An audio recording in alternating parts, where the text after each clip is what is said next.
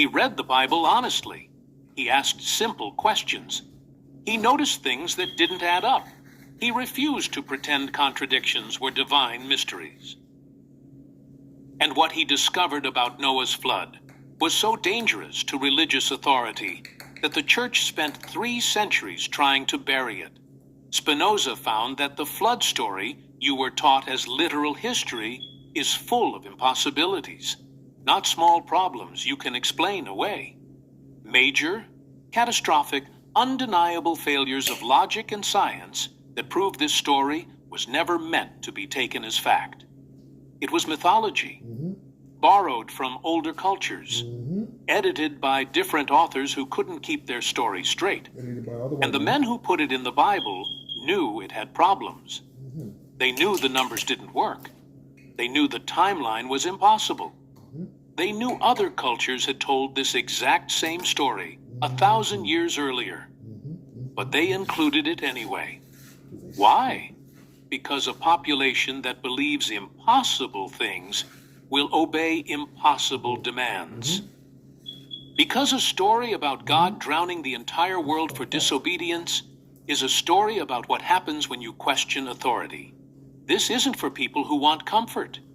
If you came here looking for reassurance that Sunday school was right, you're in the wrong place. This is for the people who've carried that childhood discomfort into adulthood. The people who've wondered why a loving God would drown babies. The people who've done the math on fitting millions of species into a wooden boat and realized it doesn't work. The people who've sensed somewhere deep that this story is less about history and more about control. If that's you, what I'm about to show you will change everything.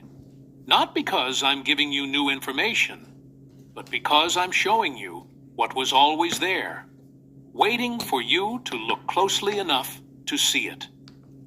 By the end of this, you're going to understand exactly why the church can't explain these 7 lies.